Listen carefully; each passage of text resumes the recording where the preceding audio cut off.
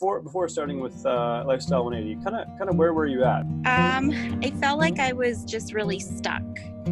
I tried to incorporate things I had done before and nothing seemed to be working, and then I would get frustrated and then I would quit and then I'd start all over, and that vicious cycle. And I just felt like nothing I was doing was working. Yeah, you just get caught in like this cycle of we go back to what we know and we try it again, hoping that this time it's going to work.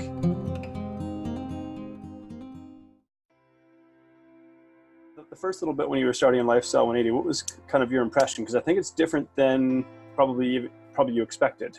Oh, it's a lot different. But I like the fact that it really is lifestyle based. Like, it's not all about what you're eating, though that's important and that's in there. And it's not about what you're doing in the gym. It's about all the other extra stuff. That's what I like about it, because I think that's probably where I was struggling the most anyway. What's kind of been your biggest surprise then? I think just how easy it was to make the small changes. So I really do think it's all the little extra things that I've made tweaks to.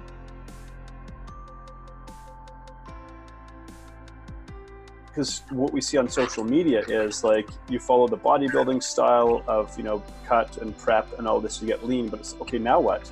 It was really restrictive, and I think I struggled with that afterwards, like trying to find that good balance between being able to just live every day, but still kind of maintain what I had, and I just couldn't do it. So what's changed since working together? Other than the fact that I fit better in my clothes. I think I'm more relaxed and I'm happier, and I'm better able to recognize, like at work, if I'm having a crap day. I didn't right away think, I'm going to go to the vending machine and grab one of those Pepsis.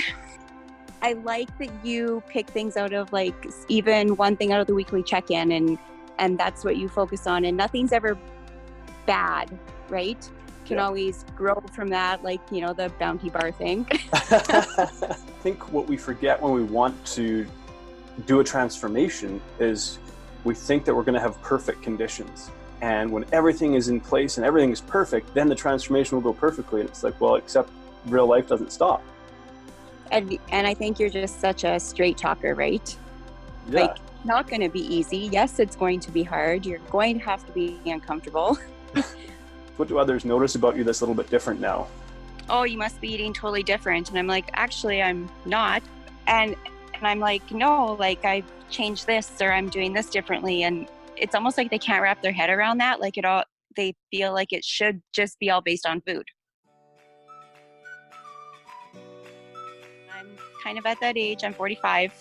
I think you're actually setting a really, really good example for people saying, nah, you know what? I don't accept that. There's been a few where you go to the gym too much. You are away from your kids too much.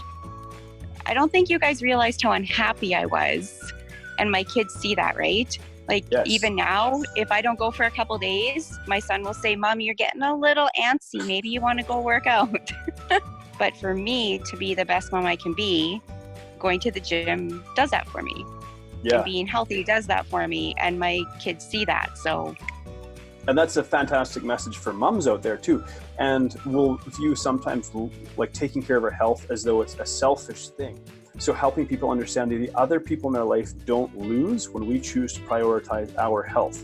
Yay, thank you. Yeah, so keep it up, because I love like seeing your progress. Yeah. It's kind of funny because I was at the gym the other day, and one of the girls that works there, she was following me. And then I turned around and she said, okay, what are you doing? Because you look great and you've lost weight. And I was like, you can tell? Oh my God, you can tell. Would you say, like, do you feel more comfortable around food, a little more relaxed? Yeah, and really at this stage of my life, I'm okay with saying, no, I don't want to, or no, I'm not going, or no, I'm not eating that. Saying no to a Timbit where in the past you might not have said no to, right? It sounds like such a small thing, but what I want people to be aware of is there's a real shift that's happened in your mindset behind the scenes as well, right? That's your values and priorities have shifted. Yeah, so. There's something more important than a Timbit going on. Yeah, that's awesome.